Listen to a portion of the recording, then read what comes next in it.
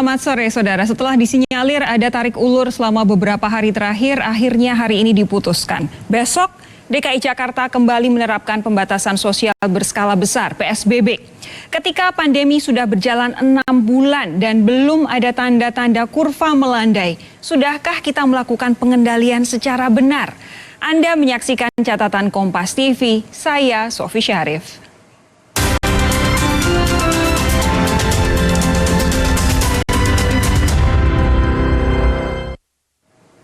Siang tadi, Gubernur DKI Jakarta Anies Baswedan mengumumkan bahwa PSBB transisi mulai Senin besok akan dikembalikan menjadi PSBB.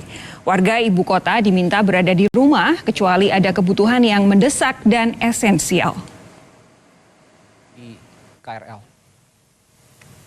Seiring terus meningkatnya penularan COVID-19 di ibu kota, DKI Jakarta kembali menerapkan PSBB. Gubernur Anies Baswedan mengumumkannya siang tadi. Nah, pada prinsipnya selama masa PSBB sebisanya tetap berada di rumah. Dianjurkan untuk tidak bepergian, kecuali untuk keperluan mendesak, kecuali untuk aktivitas dalam usaha esensial yang memang diperbolehkan. Dan ada 5 faktor dalam pembatasan ini. Pembatasan aktivitas sosial, ekonomi, keagamaan, budaya, pendidikan, dan lain-lain. Itu pertama. Yang kedua adalah pengendalian mobilitas. Yang ketiga adalah rencana isolasi yang terkendali. Yang keempat adalah pemenuhan kebutuhan pokok.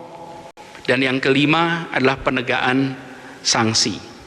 Jadi pesan paling penting dalam PSBB adalah tetap berada di rumah kecuali ada kebutuhan yang mendesak dan esensial baru bepergian.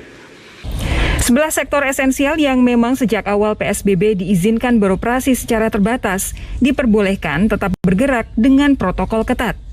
Namun sejumlah sektor yang sempat diperbolehkan buka semasa PSBB transisi mesti kembali ditutup secara penuh.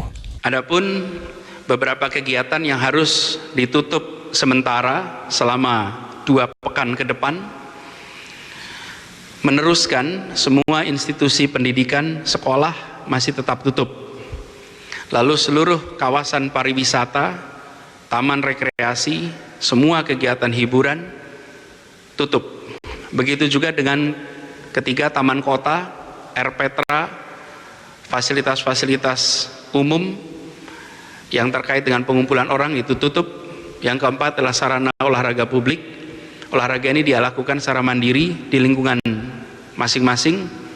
Dan kelima juga kegiatan resepsi pernikahan, seminar, conference, semua dibatasi.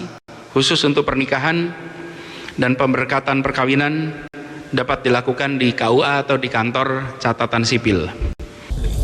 Sesuai peraturan Menteri Kesehatan, masa berlaku PSBB adalah 2 pekan, tetapi bisa diperpanjang sesuai kebutuhan. Untuk menepis isu adanya ketidakkompakan dalam merumuskan pembatasan kegiatan di ibu kota antara pemerintah provinsi dan pemerintah pusat, juru bicara Satgas COVID-19 turut hadir dalam konferensi pers siang tadi. Dengan keadaan yang berkembang ini, maka dilakukan PSBB di DKI yang memang sebagai kelanjutan dari PSBB sebelumnya, dengan harapan kasusnya bisa terkendali dan penularan bisa dicegah dan aktivitas ekonomi, sosial ekonomi dan budaya bisa dijalankan dalam kapasitas yang terbatas. Dan untuk selanjutnya ini bagian dari gas dan rem. Mekanismenya biasa saja, ini yang harus kita lalui sehingga terjadi keseimbangan dan masyarakat betul-betul bisa menjalani adaptasi kebiasaan baru. Pada prinsipnya pemerintah pusat selalu mendukung seluruh pemerintah daerah.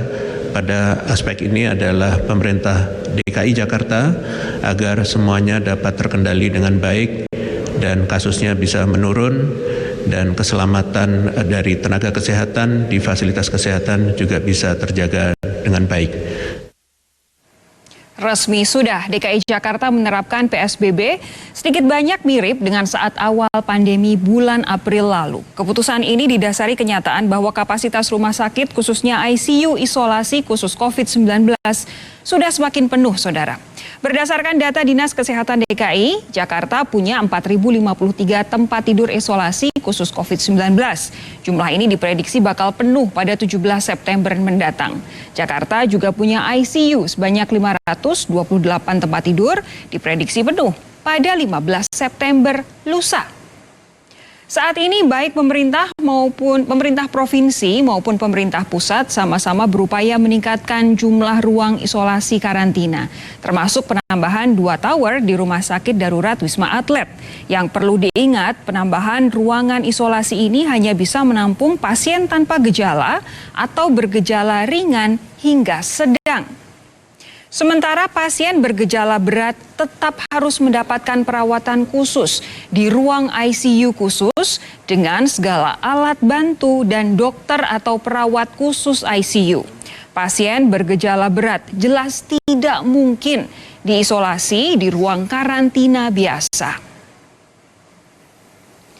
Yang jadi masalah menipisnya ICU untuk merawat pasien COVID-19 bergejala berat tidak hanya terjadi di DKI Jakarta. Instalasi gawat darurat RSUD Bangil di Kabupaten Pasuruan, Jawa Timur tutup sementara selama 5 hari.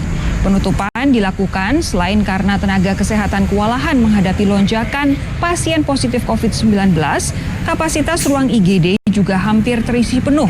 Akibatnya, pasien positif COVID-19 yang datang diarahkan ke sejumlah rumah sakit lainnya. Dan kondisi ini juga dialami beberapa rumah sakit rujukan di beberapa wilayah Indonesia. Yang tidak kalah mengkhawatirkan, kapasitas tes usap untuk COVID-19 benar-benar timpang antara DKI Jakarta dengan 33 provinsi lainnya di Indonesia. Padahal kapasitas tes berkaitan langsung dengan identifikasi pasien yang tanpa gejala sekalipun, Saudara. Data tanggal 12 September kemarin, DKI Jakarta mencatatkan jumlah kasus COVID-19 sebanyak 53.761 kasus. Jumlah ini sekitar seperempat dari keseluruhan kasus di Indonesia yang kemarin ada di angka 214.746 kasus. Nah, hingga tanggal 11 September lalu, sudah ada lebih dari 1.498.000 warga Indonesia yang menjalani tes usap PCR. Namun dari jumlah ini 732.000 diantaranya dilakukan di DKI Jakarta. Artinya kapasitas tes DKI Jakarta adalah 49%, nyaris separuh dari seluruh tes se-Indonesia. Kalau jumlah ini bisa menemukan 53.000 kasus COVID-19 di ibu kota, kita bisa bayangkan banyaknya kasus yang belum terdeteksi di berbagai wilayah lain di Indonesia gara-gara ketimpangan kapasitas tes usap PCR. Masalahnya, sudah lebih dari 6 bulan Indonesia dirundung pandemi.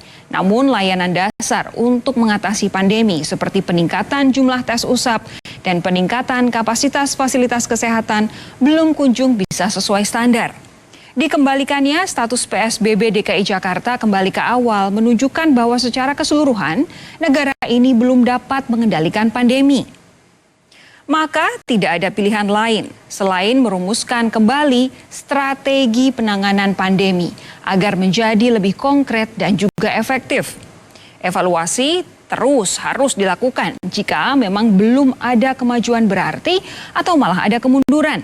Koordinasi tidak boleh setengah-setengah sehingga ego sektoral harus dikesampingkan demi komunikasi yang lebih baik. Para pejabat harus ingat, reaksi masyarakat atas pandemi sedikit banyak merupakan respons atas sinyal yang dikirim negara beserta para petingginya. Jika ingin masyarakat bekerja sama menegakkan protokol kesehatan secara disiplin, para pejabat pun selayaknya bekerja sama mengatasi pandemi dengan cara-cara yang menunjukkan kedisiplinan. Jika ingin masyarakat meyakini COVID-19 berbahaya, para pejabat pun selayaknya serius menerbitkan kebijakan yang menunjukkan kesehatan warga negara sebagai aset yang berharga. apa yang mesti diperkuat adalah pelayanan kesehatan. Itu harus dicek setiap hari. Barangkali dashboardnya bukan hanya dashboard yang tadi ya, tapi juga dashboard strategi yang dilakukan oleh pemerintah daerah. Yang itu tentu saja harus didukung dengan kebijakan yang jelas, sinkron, tentu saja koordinasi dengan seluruh wilayah, pusat dan dunia usaha. Karena kalau tidak, kita akan menuai hasil yang lebih buruk gitu. Penguatan sekarang tuh di ujung ya, bukan lagi di belakang. Bahkan dalam konteks pelayanan kesehatan, misalnya yang pertama kali promosi, kami sudah bukan lagi dipromosi, sekarang harus diproteksi supaya orang itu tidak berbuat salah, supaya orang itu tidak bandel. Ini barangkali yang harus kita fokuskan. Jadi penguatan proteksi dan proteksi, supaya orang tidak tertular, barangkali itu ya. Karena kalau orang semua sakit, pelaku ekonominya sakit, ekonomi tidak bisa berjalan. Sudah 6 bulan COVID-19 menyebar di Indonesia. Sudah banyak sumber daya, uang, ketahanan fisik, dan ketahanan sosial terbuang. Sehingga kita tidak boleh mengalami kemunduran dalam penanganan pandemi. Sampai di sini catatan Kompas TV pekan ini. Saya Sofi Syarif, terima kasih. Sampai jumpa.